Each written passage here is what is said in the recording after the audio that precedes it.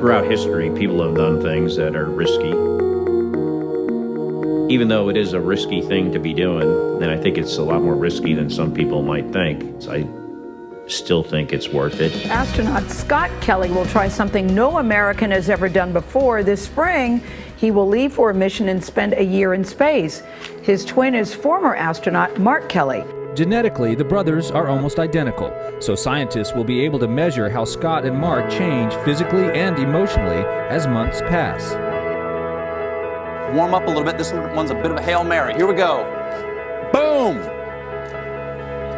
Astronaut Scott Kelly at the International Space Station. Scott Kelly has been working toward this mission his entire career. He's been working toward this mission his entire life in some respects. I decided that the challenges staying in space for a whole year presented was appealing to me, even considering the sacrifices. The human body was made for living in gravity. Strange things happen to us when we spend long periods of time without it. But that never deterred the former Navy test pilots from dreaming of becoming astronauts. Pretty much anything we've ever put our mind to, we've been able to accomplish. Doing pretty good. I do feel like I've been up here for a really long time, and I look forward to getting home soon. Interesting to watch. What a Great story and a fascinating experiment. Space is still the most exciting thing I can imagine, and talking to someone in orbit still is, it's like I'm an astronaut right now. Are you concerned about the toll, the physical toll that this will take on you? I do think about the effects of radiation. You know, the reason I'm here is to learn more about it, so someday we can travel further from low Earth orbit than we ever have before. A year is not short, but it was very rewarding. It was enjoyable. It was something that I feel privileged to having got to do.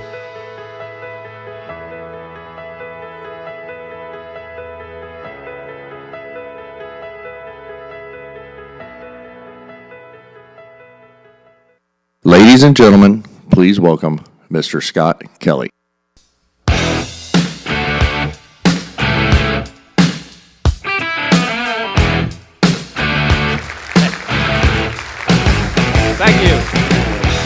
Thank you very much. It is really great to be here. Actually, after a year in space, it's great to be anywhere with gravity.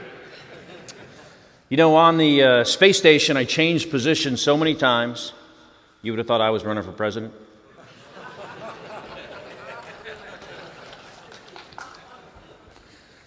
Let's stand back here in the jungle. So, to those of you in the audience that do not appear to be space aliens, I'd like to say good morning to you. And to the rest of you, I come in peace.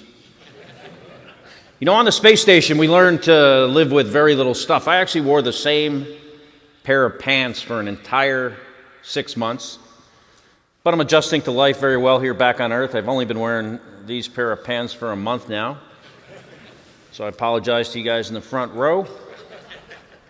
People often ask me, what is the best part about flying in space and having the privilege of being an astronaut? What is the best part about this job? Is it the launch, the landing? Is it floating around in zero gravity? Is it looking out at planet Earth, which is incredibly beautiful? And all those things are great. But the best part about this job for me is that it's really, really hard. Flying in space, spending a year on the International Space Station is a hard thing to do. And that's what I want to talk to you about today, is about doing the hard things, not the easy things. Anyone can talk about the easy things. I want to talk about the hard stuff and how I was able to do that in my career, first in the Navy and then later at NASA. And for me, the hard things involve some other things. It was about having a goal and a plan. It was about taking risk, being willing to make mistakes, at times being willing to fail. It was about focusing on the things that I could control and ignore what I couldn't. It was about testing the status quo and about working as a team. Because in my experience, when I was able to put all these things together, what I realized, what I learned, is that the sky is not the limit. Cliche, I know, but very true in my case. I told you the secret about my pants, and I'm going to share another one with you, and that is, when I was a kid growing up, I was a really, really bad student. I know some of you might be thinking, that guy, he's an astronaut. He must have been the smartest kid in the class. Not me. I spent most of the time either looking out the window or, looking at the clock, trying to just will it to go faster when I was growing up. If I was a kid today, I'd probably be, diagnosed with ADD or ADHD. Least likely person ever, I think, to become an astronaut. I grew up in New Jersey in the 1960s and 70s during the height of the Apollo space program and the TV show I Dream of Jeannie. And because I wasn't doing my homework, I watched a lot of television. I'm going to move these plants, by the way. Hope that doesn't bother anybody. Kind of a distraction. But yeah, I watched maybe that's my ADD. I get the plants distracting me. But I watched, I spent a lot of time watching TV, so space was something that was very present in my mind and in my life. But being an astronaut was not something I ever really thought was possible. Being a kid that couldn't do his homework. I do remember, though, the first time I said I wanted to be an astronaut, and I was in the first grade. I'm in the boys' bathroom next to one of my first grade classmates, standing next to him, right in front of the urinals, doing what first grade boys do in there. We were both peeing on the floor. And this kid turns to me and he says, "Hey, Scott, what are you going to do when you grow up?" I'm like, "I don't know. Play baseball for the Mets?" He's a Mets fan. This kid says to me, he goes, "I'm going to be an astronaut." And I thought how cool that sounded, so I said, "I'm going to be an astronaut too." And he says, "You can't be an astronaut because I'm going to be an astronaut." This was not my twin brother Mark, by the way, who also went on to fly in space. It'd probably be a better story if it had been him. I actually wish I could find this kid today, not to humiliate him or anything. I'm just kind of curious what he ended up doing in his life. Maybe he played baseball for the Mets, who knows. Our father was a police officer in New Jersey. He was one of these very stereotypical, Irish cop guys you would, see on TV during that era. And every once a year, he'd come home with a cast on his arm, and he would tell my brother and I how he broke his fist fighting crime. Years later, we learned that there was a lot more bar fighting going on than crime fighting. And her mother was a secretary, at times a waitress. And when my brother and I were becoming teenagers, she felt like she wanted to have more of a career like my father's. And she was going to try to become one of the first female police officers in the state of New Jersey, the very first in our hometown of West Orange, New Jersey. And she had to do all the same tests as the men, the physical fitness test particularly, which was designed for the men of that time. And to help her, my dad built this whole obstacle course in her backyard, including this 7-foot 4-inch wall that she had to scale. And he even built it an inch taller without even telling her. I can remember the beginning of the summer when she went to scale this wall for the first time, and she just ran at it, hit it with her foot, bounced off, and fell into the dirt. She got up, brushed herself off, and thought, this is going to be really, really hard. But I can remember her coming up with a plan. And her plan was for the first month just to see how high she could jump. Finally, she could jump the top, touch the top. Eventually, it was, how long can I hold on? At one point, when she could hold on a long enough time, she tried to do a pull-up. And eventually, after months and months of working at this every single day, she was able to get over that wall for the first time. She had to do some other tests, and one of those tests was to drag a dummy 100 feet. We had a really long backyard. This is actually one of the first times in my life that I was actually really good at anything, at least that I can remember. And with my help and a lot of hard work, my mother went and took that test, to become a cop. She got over that wall in half the time she was supposed to, did better than a lot of the men did, and became the first female police officer in my hometown of West Orange, New Jersey. Thank you. And this is the first time I saw in my life the power of having a goal you think you might not be able to achieve, a plan to get there, and then working really, really hard at something. And I always want to thank my mother for giving that to me, that lesson to me and my brother at a fairly young age. Now, unfortunately, this did not help me become a better student, and I still meandered through middle school and high school and eventually graduated from high school in the bottom half of my class, which I am not proud of. But I did go to college because that's what everyone did at the time. It seems like all my friends, they were going to college, so I went to college too. But I actually went to the wrong college. Now, I don't mean I went to this school over here thinking that this one was the better fit for me. What I mean is I actually applied to and showed up at this school thinking I was going to this other one. I am quite possibly the only person that has ever really gone to the wrong college. And I get to my school. That was the power of my ability to concentrate and pay attention. I couldn't even apply to the right place. But I get there and I'm like, hey, when is the football game? My classmates were like, we don't have a football team here. That's that other school in Maryland. And I basically was, doing what I had always done. I couldn't pay attention. I didn't know how to study. I wasn't getting good grades. Eventually, I'm not even going to class. And then one day, I'm walking, my first year, I'm walking across the college campus. And I just happened to go into the bookstore to buy like gum or something. Not a book. I was not a big reader. Go into the bookstore, but I see this book on the shelf, and it's got this red, white, and blue cover and a really cool title. Made me pick it up, read the back, took my gum money, purchased the book, went back to my dorm room, and then laid there for the next few days on my unmade dorm room bed and read the stories of the fighter pilots that became the test pilots that became the original Mercury, Gemini, and Apollo astronauts. The book was The Right Stuff by Tom Wolfe. And maybe it was Tom's, creative style of writing, or maybe it was the fact that I felt like I had things in common with these guys that I thought, maybe I could do something like this someday. I had something in common with them, I felt, with one big exception, and that is I was a really, really bad student. I didn't know how to learn. I couldn't study.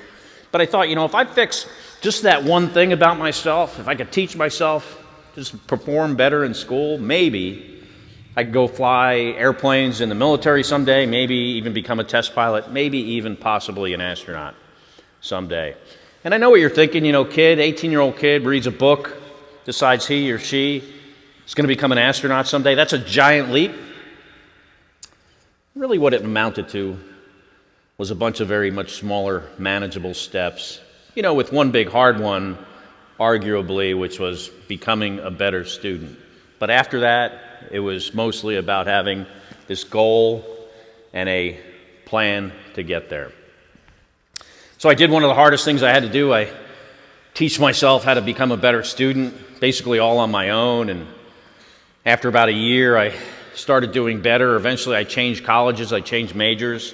After 4 years, I graduated with an engineering degree. Eventually, I did pretty well.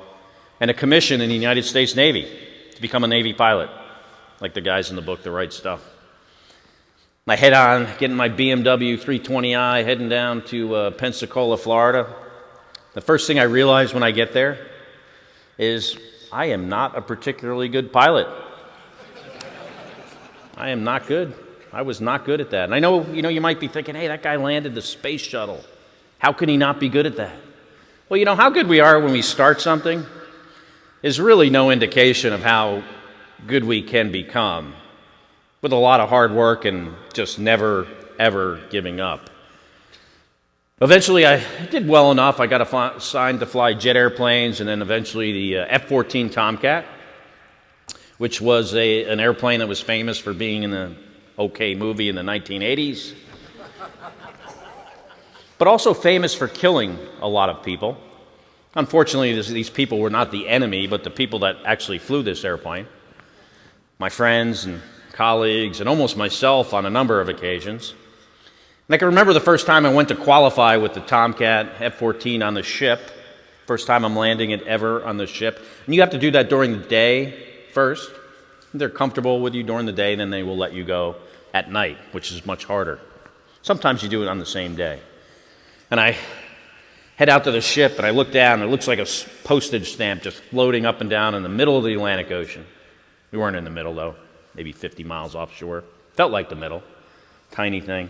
Fly overhead, turn downwind, get my landing gear, my flaps, my hook down. And on my very first attempt to land, the arresting hook, the hook of the airplane, actually hit the back of the ship.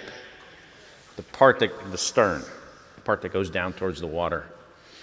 And I rolled into the first wire and I stopped. Sometimes I give this talk with my brother here and he goes, "That's crashing."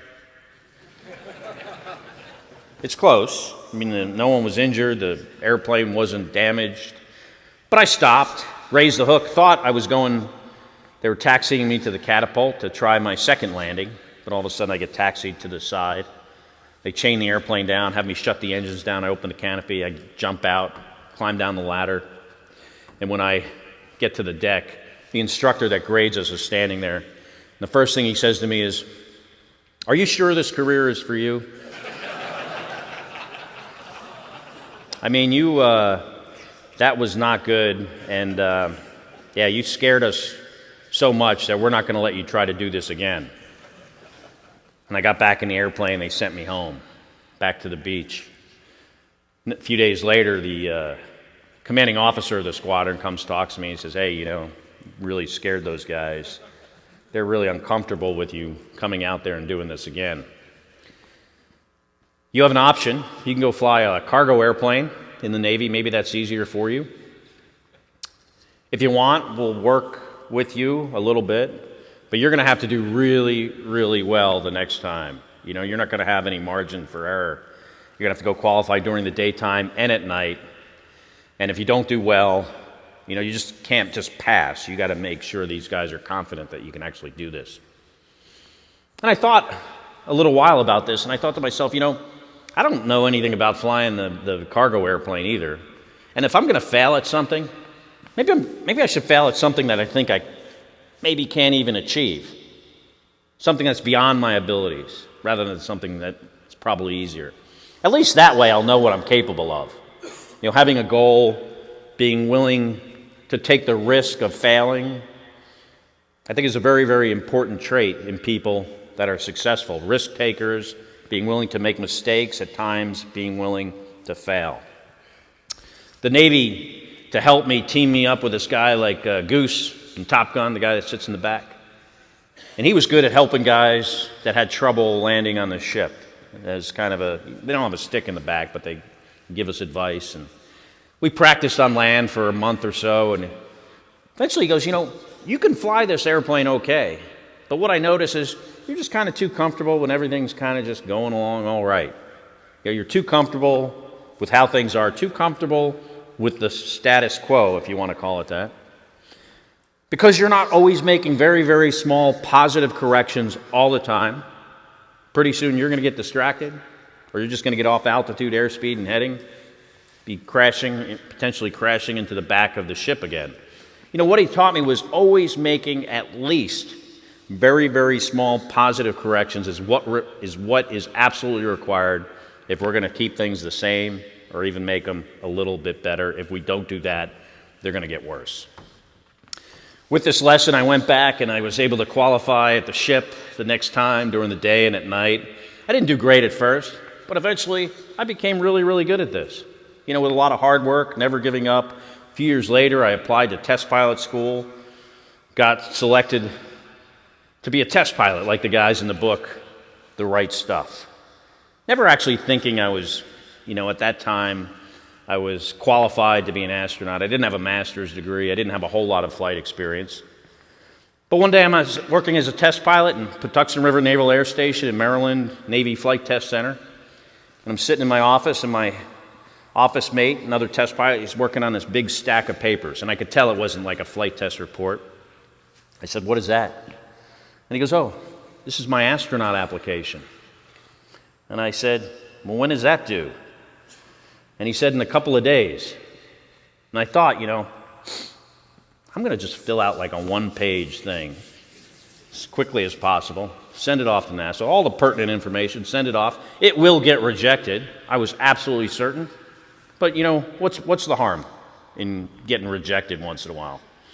So I filled out my application, sent it down to NASA, thinking I would never hear anything again from them. My brother Mark, at this very same time, was also a test pilot at the same place in the United States Navy. He, however, had a much different path into the military than I did.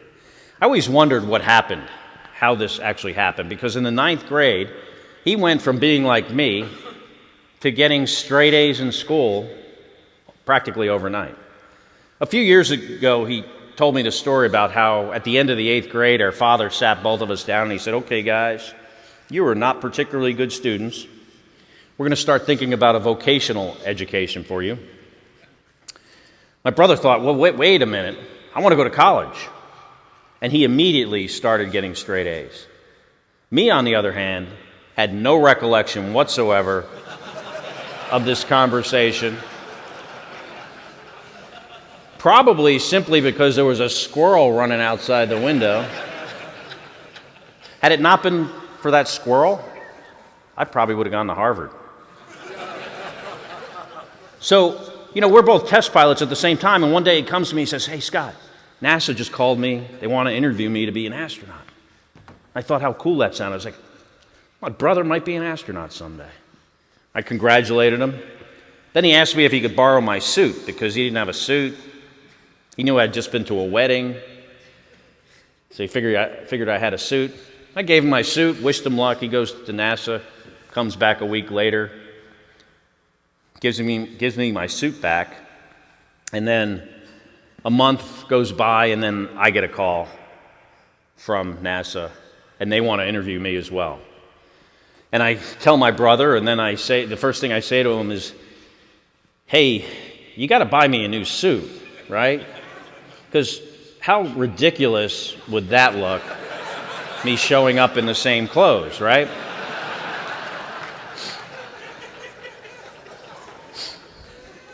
I'm the guy with the gum in his mouth, by the way.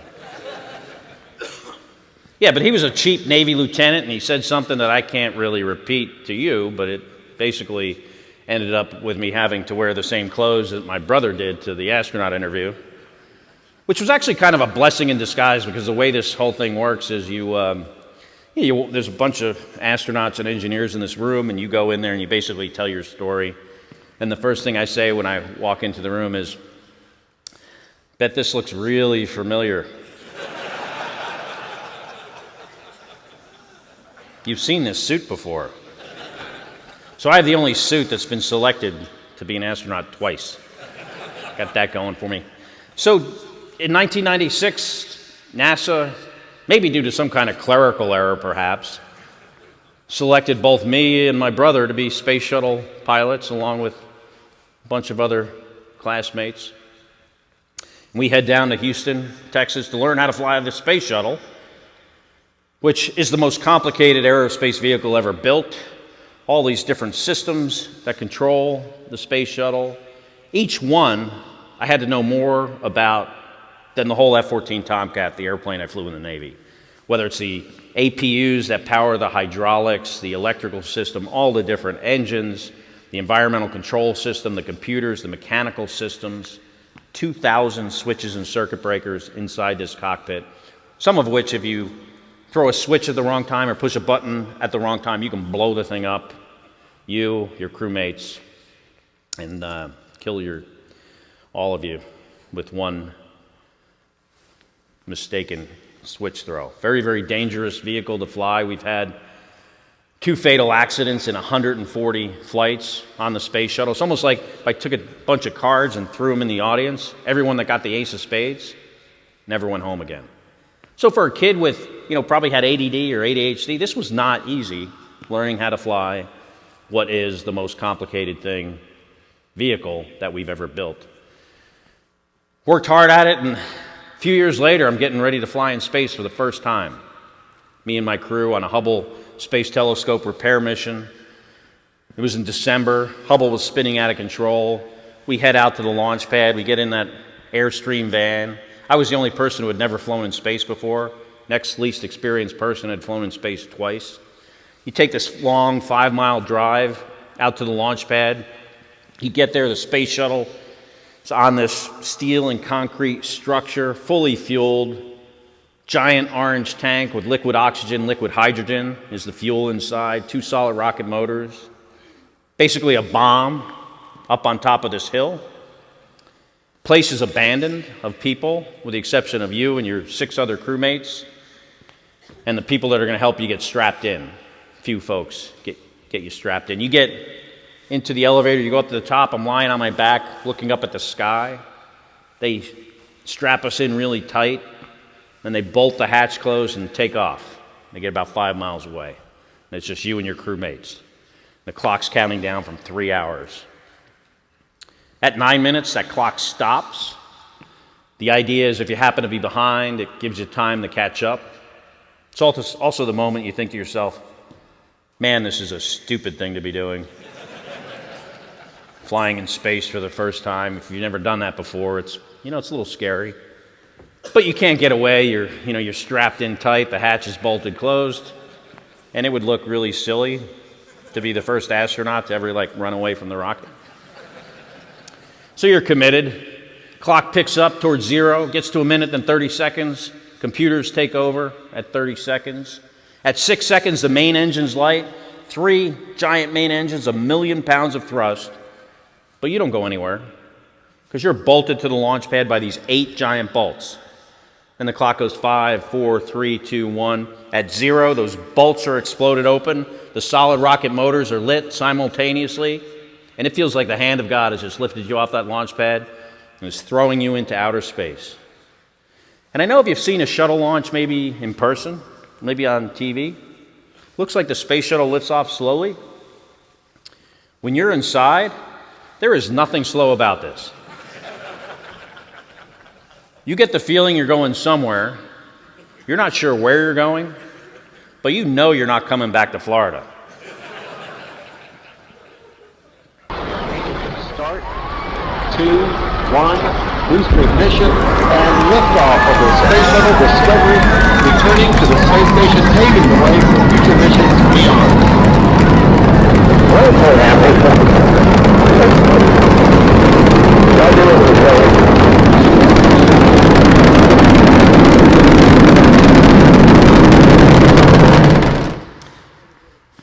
Takes 8.5 minutes to get to space, and you're flying around the Earth at 17,500 miles an hour.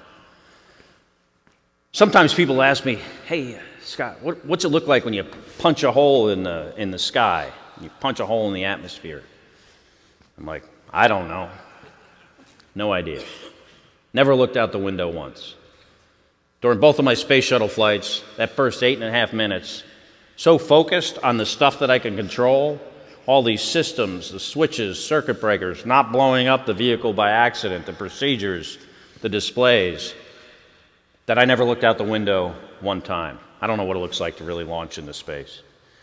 In the Navy, we have a term for this idea of focusing on what we could control, ignoring what we can't, called compartmentalization. And I think this idea is important in other industries, all kinds of industries, all kinds of things that we do. There are things that we can control, your business perhaps, and then there are things we can't control, the economy, legislation. Knowing what you can control and when that's important has been really critical to me, whether it's flying the space shuttle, the space station, living in space for a long time, or doing things on the ground that are very complicated, very challenging, understanding the things that we can control, ignoring the rest. We get into space and we're there for about 20 minutes, and I happen to look out the window and I see something on the horizon. It just caught my attention, and I said to the commander, I said, "What the hell is that?" And he says, "Oh, that's the sunrise." And as the sun came up, I saw how breathtakingly beautiful our planet Earth is. It's almost like someone took the most brilliant blue paint and just painted it on a mirror right in front of my eyes. And I knew I would never see anything as beautiful as our planet Earth again. We had to get to work. This was a mission to fix the Hubble. We did 3 spacewalks, and then we actually had to cut our mission early because we launched right before Y2K. NASA did not want us in space during the new year. They were worried the space shuttle computers were going to divide by 0, and we were going to go through a wormhole, end up on the other side of the galaxy. We came back early, so who knows what would have really happened. After this flight, I've always had a fascination with Hubble and what it's shown us about our place in the universe. A couple decades ago now, they pointed it at a spot in the sky where they thought there was nothing, a black spot, size of a dime at the back of this room. Left the telescope pointed there for 2 weeks. When they exposed the image, they saw over 3,000 galaxies, very much like our Milky Way galaxy. Each of those spots has billions of stars in it. A few years later, pointed it in the exact opposite direction, another black spot, saw the same exact thing. Now we know our universe is distributed evenly all around the sky. We know that's what it looks like. That scientists were able to calculate that there were more stars in the universe than grains of sand on every beach and desert on planet Earth. Actually, a couple of years ago, they realized they were off by a factor of 10.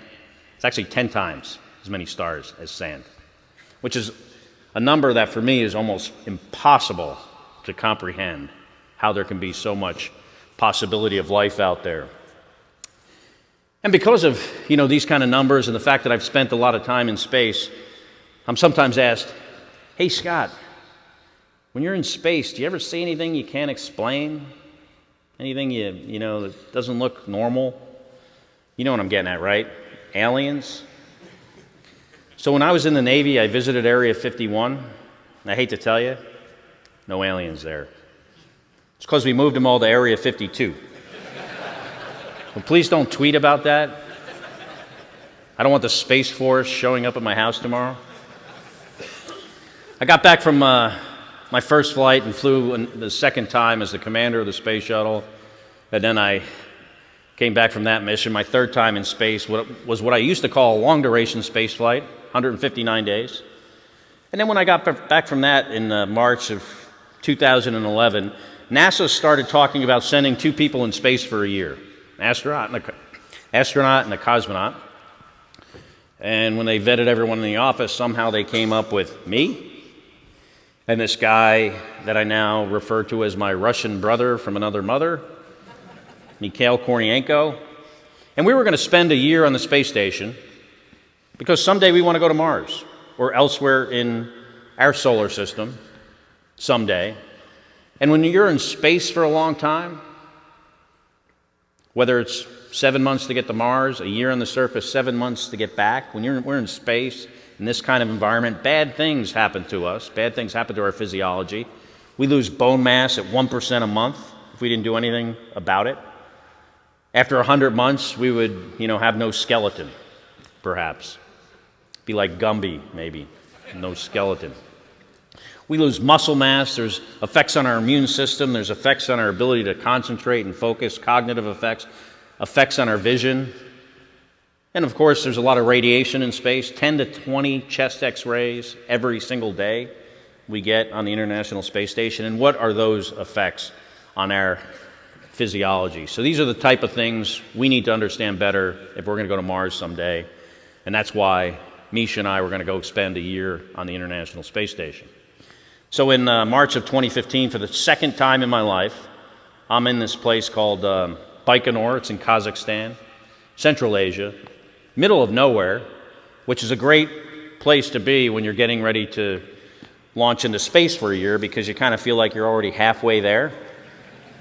And we're going to launch on a Russian Soyuz rocket, which is more of a traditional rocket, but, similar to the space shuttle in that they both, launch people into space, but that's kind of where the similarity stops. You get up to the pad and fully fueled Soyuz, liquid oxygen, liquid kerosene it uses for fuel, all this vapor, super cool vapor coming off of it. But the launch pad is not abandoned like it is in Florida. It's like 100 people up there. It's like they're having a party at the base of this rocket, and you're trying to get through the crowd. Some of them are actually smoking cigarettes. Swear to God, fully fueled rocket with smokers. You know, I tell some jokes at the Russians' expense, but they've been really great partners and friends in space with us. They've really been great colleagues. But they have a different culture and, you know, different superstitions. And one of their things is that if their friends are going on a long trip, they're going to be there to say goodbye. It does not matter if it's at the base of a fully fueled rocket with smokers. So we want to get out of there as quickly as we can. There's an emergency escape system on the top. We get on the elevator and wave goodbye to all of our friends. I'm not sure what this meant. Maybe it meant, let's get out of here before this thing blows up. We go up to the top and we get strapped in, and the Soyuz is about as small as it possibly can be, and you can fit 3 grown people in there. You're elbow to elbow, your knees are up to your chin. It's dark, it's loud, it's hot, your visor's fogging up. Get in about 3 hours prior to launch. There's no countdown clock like in the space shuttle. This is a pretty automated rocket that was really designed to launch nuclear weapons at somebody. After a while, you're like, hey, what time are we going? Is that like Moscow time or Baikonur time? Time passes, and eventually you just hear someone come up on the radio in Russian and says, ignition. And I got pictured one of those smokers with a match. The Soyuz, you know, it does lift off slowly. It doesn't have the solid rocket motors. But still within 9 minutes, you're flying around the Earth at 25 times the speed of sound. It takes about 6 hours to rendezvous and dock with the International Space Station. Most of the time it's done automatically. We do, once we dock, we do some leak checks, make sure there's no leaks between the 2 hatches. We open the hatch, and then my friend Misha and I, we float through this hatch together, because him and I are together in this for an entire year as a team. And I get inside the space station. I'd been there 4 years prior, and I get inside, and the place looks the same, sounds the same, smells the same. And I think to myself, man, this is a stupid thing to be doing. Spending a year in space, day 1 of a year in space. You can't leave if you want. There's no Uber. Not yet, anyway. Someday we'll have Uber space, I'm sure. You might wonder what the space station is like. It's like a really big house, but it has a lot of stuff in it, maybe like a 5-bedroom giant house filled with supplies. Weighs 1 million pounds. If you lied it on the ground, it'd be the size of a football field, really big. It's there's 2 sections. There's like a U.S. section, the modules that are kind of big and bright. And there's a Russian half, a little smaller, a little darker, a little more sinister looking maybe, the Russian side of the space station. It's a great example of a renewable energy system. We have these 8 giant solar arrays that take energy from the sun to power all of our equipment on board. Some of the electricity we use to take our urine and turn it into water, which we then drink. Then we turn it into urine again. Then we drink it again. Actually, we drink it again after we turn it into water. I know what you're thinking. Like I drank his pee for a whole year. Actually, I drank everyone's pee. It's all mixed together. But it does taste better than the water in Florida. Guarantee you that. Some of that water we use to make oxygen with electrolysis. We scrub the atmosphere of carbon dioxide. You know, all these things that we're going to have to know how to do really, really well if we're going to send people to Mars someday. If you're on your way to Mars and the toilet breaks and you can't fix it, you're going to die. You're going to die from a broken toilet. So these are some of the things we're trying to understand and perfect by operating this very, very complicated International Space Station. But it's also about the science. I mean, that's the main reason why we're there, is to do science. And some of that science is focused on life on Earth, research generally long-term research that only governments can afford to do. Research in basic biology, chemistry, physics, material science, fuel efficiency, combustion science, pharmaceuticals. Had a bunch of mice up there that we experimented on that are used to develop drugs that treat things that happen to us as we age, but happen to us in space at a very accelerated rate. 400 different experiments over the course of my time on the space station. And some of those were experiments on me, Misha, and also an experiment that looked at my brother and I because we're identical twins. And they wanted to do research, mostly in genetics, to see how we were affected on a genetic level by being in space for a really long time. A lot of people thought, my brother was a good control subject because he's also an astronaut, but he's actually only flown in space for like 50 days compared to my 500. 50? 500. He loves when I do that in front of him. So it was really about us being, genetically identical, having the same DNA. And some of the experiments were pretty interesting. They thought I would go into space and my telomeres would get shorter and more frayed. Our telomeres are ends of our chromosomes, and as we age, they get shorter and more, frayed. It's really an indication of our physical age. And they thought, my brothers would kind of stay the same. But what they found was mine got better in space compared to his. And that's a really interesting experiment when you, expect one thing and the result is the exact opposite.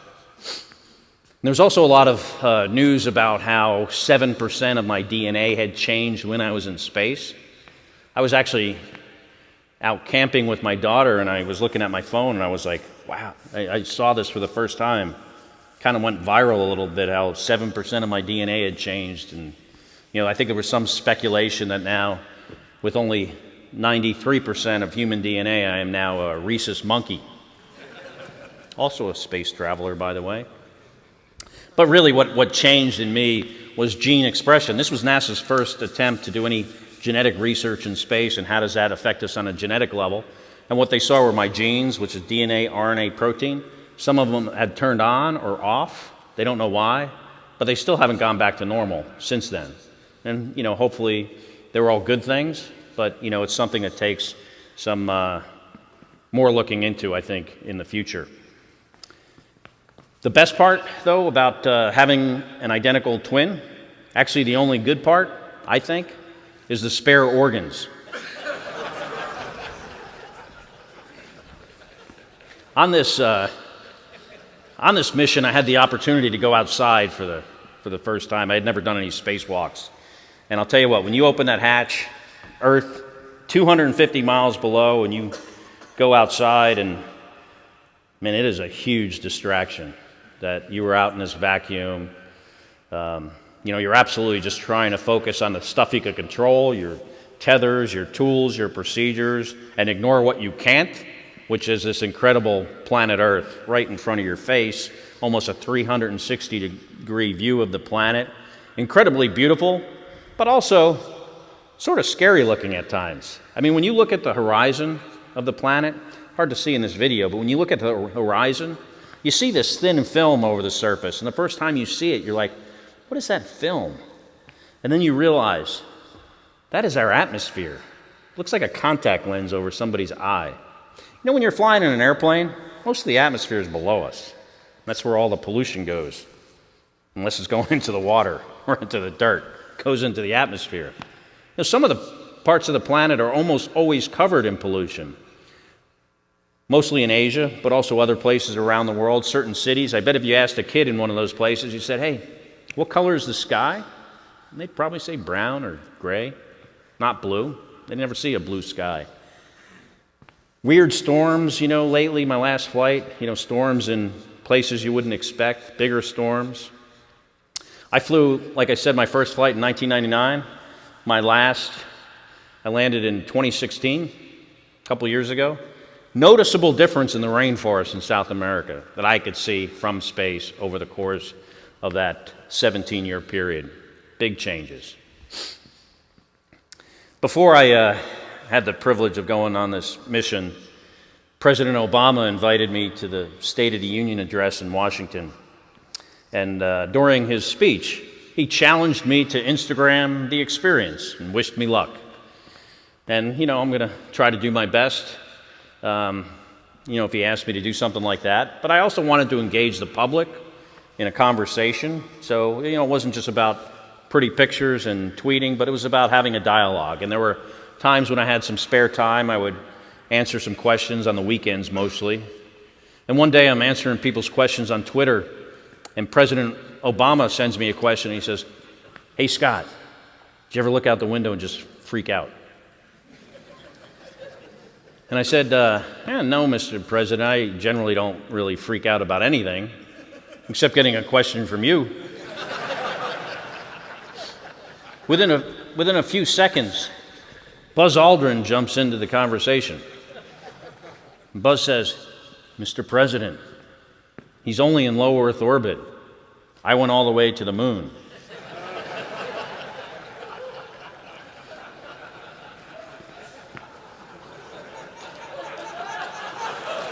So, I got trolled while I was in space by the second man on the moon. This was the best trolling ever, in my opinion. Actually, Buzz is an American hero and a friend of mine, and I've thanked him for giving me that joke. On the space station, we do a lot of work. A third of your time is science, a third is just taking care of the space station, stuff you might have to do at home, cleaning the place, for instance, or, organizing the cabinet, the pantry, but also fixing stuff. We spend a lot of time repairing the hardware because when you're there, you're the plumber, the electrician, the mechanic, the scientist, you're the IT person, you're the doctor, the dentist. I've actually repaired people's teeth in space before. You have to do everything, and that's, we spend unless you're asleep or maybe an hour or two a day, you're working almost all the time, maybe one day off on the weekends. But eventually it's time to come home, and we get back in our Soyuz spacecraft, the three of us. And I told you it was small, right? Not sure people believe me when I say how small it is, but we get back in there, and the Soyuz and the space shuttle come back in a similar way. You both undock. You back away, get a few miles away, and then you'll fire your engines for a few minutes. That just slows you down by a few hundred miles an hour. So you go from 17,500 to, 17,200. And then the rest of that speed is just taken out by friction with the atmosphere. Space shuttle, risky. We had the Columbia accident, very risky, but it's big. It's kind of more like an airplane or an airliner. Lands on a runway. It's more like maybe driving a Bentley down Park Avenue. The Soyuz, much more medieval experience. Once you fire those engines, there's all these explosions going on around your head. The three sections of the capsule just break into three parts, and pieces are hitting the window, flying around outside. Pretty soon you're hitting the atmosphere, and this window is right at the side of your head. And you are in this 3,000-degree fireball. It gets hot inside the spacecraft. The whole experience is kind of like going over Niagara Falls in a barrel, but while you're on fire. And as soon as you realize you're not going to die, it's the most fun you've ever had in your entire life. The parachute opens and you're just thrown around like crazy. Probably feels a little worse than it is because you're dizzy and your vestibular system is all messed up. And then you float gently down to Earth.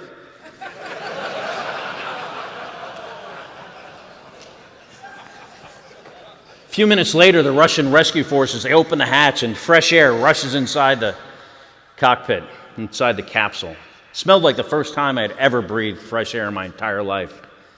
They pull the three of us out. I was not feeling good. I was dizzy, nauseous, felt like I kind of wanted to throw up.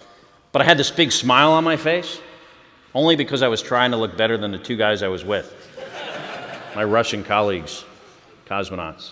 They're great friends of mine. I actually was hoping for an Academy Award nomination for this performance, but I understand they sometimes make mistakes. That one's not going to last long.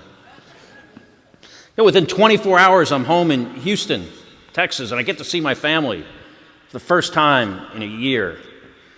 Do some medical tests, and then I go home, get to my house at 4 o'clock in the morning, walk in the front door, out the back door, jump into the swimming pool, come back inside and had a beer and an apple pie that was sent from the White House.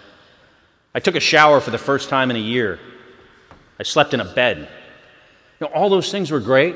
They were great. But the best part about this, the best part about coming home, is that I knew I'd just done the hardest thing I will probably ever have to do in my entire life, and being able to share that experience, that success, with my family, my friends, and you guys, the general public. Absolutely the best part. I didn't feel good at first. I felt really, really bad for a long time, maybe about 8 months until I felt back to normal. But early on, I'd try to stand up, get out of bed. I was stiff and sore. I could barely even stand up. My joints and muscles were so sore. And when I would get standing, I could feel all the blood rush out of my head down to my ankles. I could see my ankles literally blowing up like balloons, and I'm thinking, this is not good. I had rashes and hives anywhere my skin had touched anything, because I had not touched anything in nearly a year. That lasted a few weeks. I had flu-like symptoms. I was dizzy, I was nauseous, I was tired, difficult to focus. But like I said, I'm doing better. There's actually some good things that happen when we're in space for a long time. If you don't use your feet, it takes a few months, but eventually the calluses all fall off, and you have baby feet after a while. Like I said, a little disgusting at first. You take your socks off, and you get this big cloud of foot dandruff, maybe. If you're ever in space for a long time, do not take your socks off around your crew members. It's not polite. But eventually you have baby feet. And my previous mission, when no one knew who I was and I was in space, I get home after 6 months. A couple days later, I go to one of these massage places, and the ladies, at the end of the massage, masseuse is rubbing my feet. She says, "You have the softest feet I've ever felt in my entire life." All I said to her was, "Thank you. I'm very proud of them." And then I left. She's probably still talking about that bald guy with the really soft feet, 8 years later. I learned a lot on this mission. Learned a lot after spending a year in space and my other time at NASA, but a lot about leadership. I found that being a good leader, whether it was myself or other leaders, what I liked is leaders that have different styles of leadership based on the situation, situationally dependent leadership.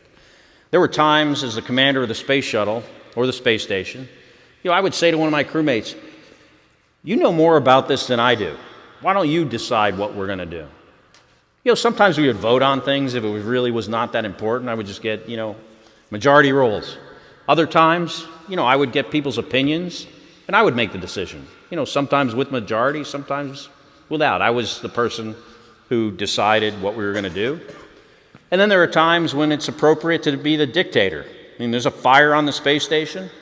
That's the time when you decide and announce what you're going to do.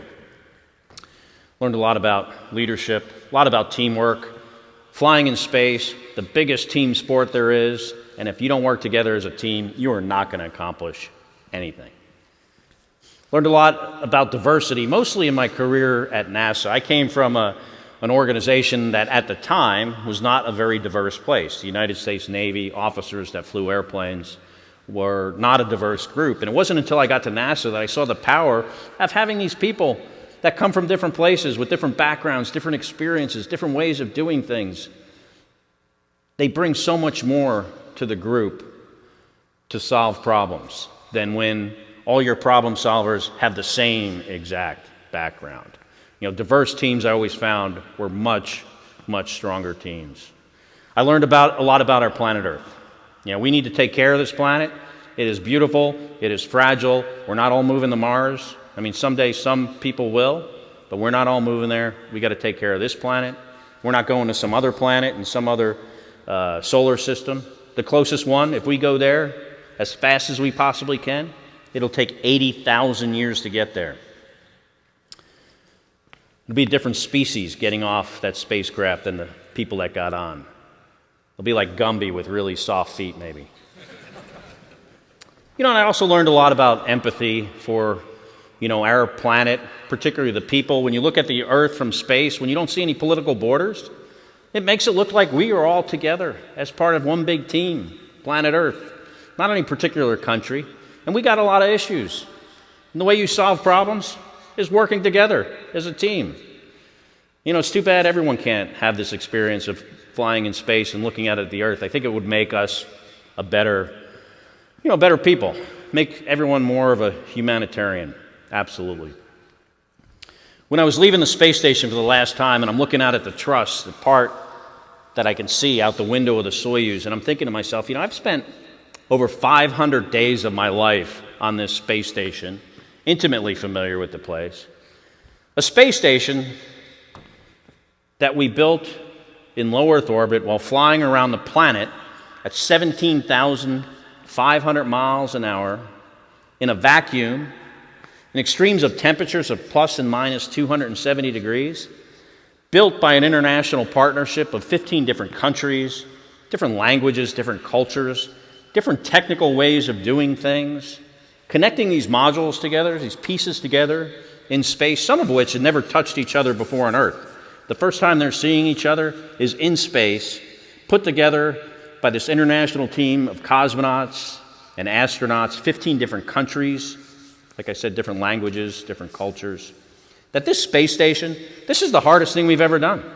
Harder than going to the moon, in my opinion. And if we can do this, we can do anything. If we want to go to Mars, we can go to Mars. If we want to cure cancer, and if we put the resources behind it, we can do that. Fix our problems with the environment, which we currently have, which is so important. Fix challenges that we have in this country, challenges around the world, challenges in your industry or personal life. After spending a year in space, I was absolutely inspired that if we can dream it, we can do it.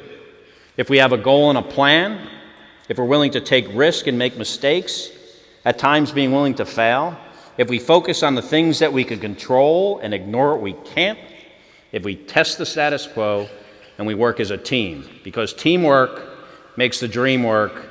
We can choose to do the hard things, and if we do that, then the sky is definitely not the limit. Thank you very much, ladies and gentlemen. Thank you. Thank you.